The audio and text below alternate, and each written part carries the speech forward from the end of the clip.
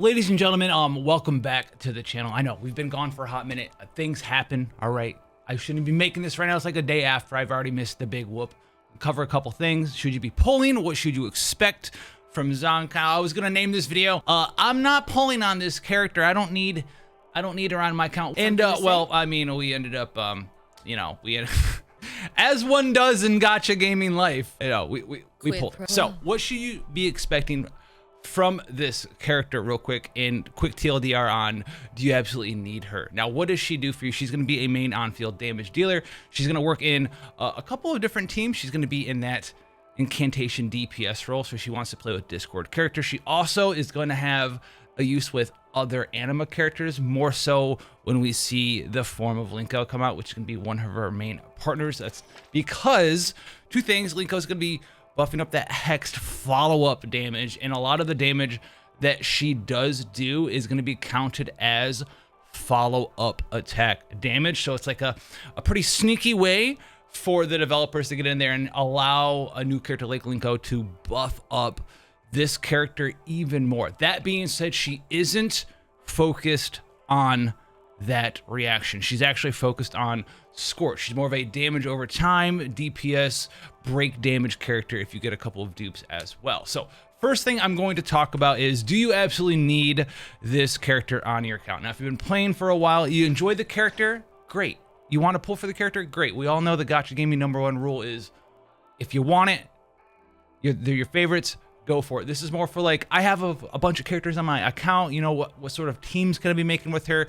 Where is she going to slot in on that role? So we've gotten a ton of characters on the top 3 elements, right? The Cosmos, Lakshana, anima characters. If you want to play like full Blossom, you can do that. Shinku teams are there. What sort of teams are going to be putting together with a character like our new lovely waifu girl here, Zankou? So what we're going to be doing, as you can see, main DPS dot follow-up attack. She's got 3 staples in there. Not a lot of characters have that many things. So she works with a plethora of characters. One of the main things that you're going to be pairing her with is going to be focused on, like we said, the Scorched reaction. Then you can either choose to play around with the either anima element for a little bit of hex bonus, or you can get in with some psyche element for some Discord actions. One of her coolest teammates is going to be none other than, well, our little friendly Daffodil. We have break boost on Daffodil. We have a couple of ways to enhance that as well with Zankou too. And these are going to form a very nice little core for you there, because if we take a look at the passive for Zankou as well, not only is she buffing up Scorch damage, all of this really cool guys stuff out here, but she also has a very nice tempo focus for her second enhancement. So it's going to increase her cycle energy to 100 upon entering battle, and it's got a 30-second cooldown, and then it triggers once per battle. But this means that she can instant cycle for you as well, which is helpful in putting up Scorches and doing reactions and working well with certain characters that like to proc Discord sometimes, and just getting faster reactions on demand there. On top of that, it's also going to increase her cycle intensity, which is going to allow you to get a little bit better intensity reactions off of like Scorch and stuff. One of the best things that you can do with these 2 characters, though, is going to be locked behind having 1 dupe of each of them. So we want to get on more of that later. I don't want to yammer too much on that. We're a little loopy here, but these 2 can form a very nice core. Obviously, we have access to Sakiri here as well. And then if you're like, you know, I'm messing around, I have another character to throw in there. You can throw in either someone like Iroi. If you just got access to her and you're not using her in a Shinku team, you just pulled her. I know there's players out there, I like the character, I pulled Iroi, I didn't really have any place to put her. Where you can put her down in here. It's going to give you that healing, survival boost, attack bonus to buff up the damage that both Daffodil as well as Zankou are doing. And she also can focus on helping you get those hexed reactions coming up quicker. Another thing that you can do, you can just go in and throw in another psychic character like Haniel as well. So you gain access to crit damage bonus if you have some of the duplications for Haniel's awakenings here in her Esper abilities, as well as her awakenings, right? You have a bunch of these. You're going to get a little bit of crit damage reaction from the resonance bonus. And then her own Esper abilities are going to help you with the Hootie, right? Hootie doing damage off field, stealing an attack, buffing up the attack for the rest of your party, and opening up access to Discord related reactions there as well. You can also, if you're not a fan of Daffodil, you want to play a more slower swap team, you can also get in with the likes of Lacrimosa and play like a sort of like semi-double DPS team where you put some dots on with Lacrimosa, use the enemy skill, you just kind of do some cycle stuff as well, and this is going to help you really put Discord up super fast if you have access to one duplication on your Lacrimosa as well. If you have access to one dupe, you can take a morning spell, which is going to help you get one extra free Esper cycle reaction, where you're going to have the one from Zankou and you're going to have another one from Lacrimosa as well. And this is going to branch us into a quick talk back to the super cool stuff that you can do with a Daffodil dupe. So if you have a dupe for Daffodil, just one dupe for Daffodil, you go down to the awakenings here. And if you look at Daffodil's A5, which is funny enough going to be another awakening number that we talk for Zankou, we have Perfect Truth, which deals one additional instance of break damage per stack of insight when they enter break while affected by insight. So if you just put insight up, right, it's basically in her kit. You're going to be using her skill, you're going to be using her ultimate ability as well, right? Inflicting insight with the ultimate, we like that, good stuff there. And it's going to allow you to do additional break damage. On top of that, we also have the break cap increase off of blade draw for enemies afflicted by discord. If you're going to get in with quick discords as well, this can help you on top of that, and it's just gonna be a nice way for you to boost up break damage when you do happen to break the enemy, if you have that one awakening for your Daffodil. This is a pretty great one for her, but Zankou with a dupe takes this to a whole other level. So if you have one dupe for Zankou as well, you can also pick the A5 awakening, which guarantees that the first breakable target hit by an enhanced sanguine dash, which is very easy to do. We're going to go over that in a second as well. Give you guys a little mock rotation. It's going to immediately make them enter the broken state. This triggers one time per target per battle. Okay. All right. And then it also will increase all allies break damage by 300% while Zankou is in the team. This means that if you do the sanguine dash enhancement, which is you just do a charge attack and then use your skill, you're going to go into enhancement mode. You're going to auto break the boss, and it's going to be break damage increased by 300%. And as long as you've ulted the enemy with your Daffodil, it's going to hit multiple times for that damage. And you can basically like instantly one-shot some of the farmable bosses of the game. It's huge burst damage. It's probably like the highest burst damage that we have in the game. I don't think it's inherently broken because you can do it one time per battle, but it is an absolute ton of damage, and you can make this even better if you're building some of your other characters in your party, like your Sakiri, like some of the other supports that you might have in there, like Hanyul, or maybe even we talked about putting a character like Iroi in there as well for break intensity, because break intensity, quick TLDR, I know we're always teaching here, isn't really a stat that's talked a lot about in different builds and in different guides. Break intensity increases the break damage that you do, but one thing that not a lot of people know is break damage is calculated for the whole team.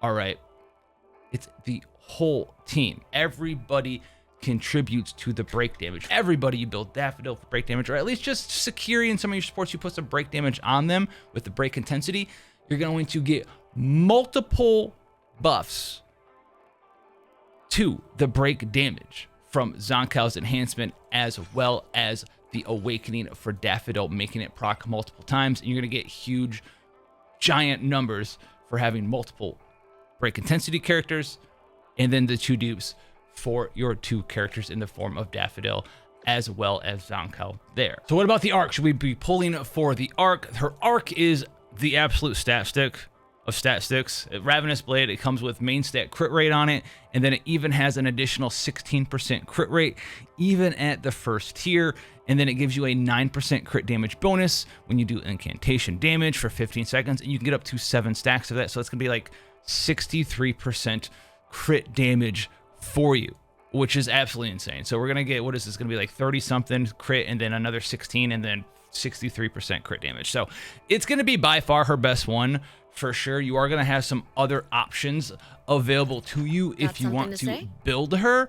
But unlike when we talk about Iroi when she came out, and I said Iroi's probably like one of the most skippable arcs in the game, there's not a lot of things that compete with her own arc. There are some things that you can use for sure, but a lot of them are like more supportive arcs, or they're not incantation damage bonus, right? We have stuff like the Good Boys Grand Adventure, which is okay. You can put Contemplative Cat on there strictly for the crit damage. You're gonna see this a lot, like, oh, free to play available arcs for her that are gas, right? She's a gas element.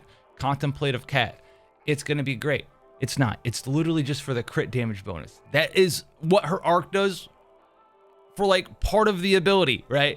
And if you're gonna ask, like, is there a good battle pass arc? Well, she's gonna be the gas element, which means that she's gonna be able to use the Fluff of Finesse attack bonus, and then you can get some damage increase when you do a critical dodge riposte for 3 seconds. Like, nothing really compares to her own arc, sadly. Oh man, plan's gonna be a little rough here. Plan's gonna be a little rough. So I know there's a lot of like, oh, there's a ton of stuff going on in the kit. Like, it's a wall of text, basic attacks, like wall of text, something about Wildfire, Nightmare Waltz, Flickering Shadow, Moonfall, Broken Twigs, Void Stab, wall of text everywhere. 2 forms, something about Sanguine Dash and Oblivion and Heart Wrench stacks, and 2 different ultimates. If I read this, I'm gonna break it down pretty easy for you here. So you have a basic combo. Your base form is gonna be the reality form. You can swap into it the illusion form by using your skill, right? You can swap into this form here, and once you're in this form, you will be able to put damage over time effects on the enemy. Once the form runs out, you can see that the skill turns into a different skill for you to utilize. And this is going to be the basic version of our kit, but there's a much better way to use this kit here. So that's how you're going to be able to do that. You're going to be able to do those 2 moves there, and you're going to have your ultimate ability as well. Now, your ultimate ability has 2 different ultimates. The first one is going to do damage this way, and then you'll be able to activate it again afterwards, and this is going to give you those added benefits with 1 caveat. Now, there's actually a special stance, TLDR, the whole wall of garbage we just looked at, and all you need to do is hit the enemy with the 4th or 5th hit of your final basic attack, like this one right here, and you'll see that it changes in the bottom corner. Alternatively, though, and the way that's way easier to do it is even if you're out of combat, whatever, just, you know, hold your attack button down and do a charge attack, and it will instantly change it. You can go ahead and use that skill there, do another couple combos, and that'll time it up for the 2nd basic version, and that's going to be your main combo with the character. So just charge attack, use your skill, hit him with a combo, and it kind of draws in at the end there. You'll stand there a little cool, menacing like, and then you'll be able to use your skill 1 more time. And that's going to be able to put up these different debuffs that you see here with a little bit of swords. That's what we saw with the Heart Wrench stacks before. Now, to get the additional damage, right, you can put up 5 stacks of the other debuff that you see pop up with the ultimate. The way that you want to do that, though, is to enter the enhanced form, do the combo just like we did before, and now our ult's going to fill up. We'll finish off the illusion stance. We'll go ahead with our first ultimate, and you'll see that we'll get 5 debuffs on everybody from this. And that first ult's going to give you that Vile Ash debuff that you can see in the description for Infernal Flamenco. It's not actually attached to Infernal Flamenco itself. It's attached to Blood Feast Reverie, which we did do firsthand. The first ult you do is Blood Feast Reverie. The second one that's called Infernal Flamenco is the big sky from the sword. Sword from the sky. So we have no debuffs here. We're just gonna do the basic combo for you. We're gonna throw this in, activate that, grab some dudes in with this as well. Look at them real cool like. Activate the second skill here as well. And that's the gist of her combo, right? Charge attack, use your skill. Do a 1, 2, 3, 4, whatever combo you want to do there. Hit him again.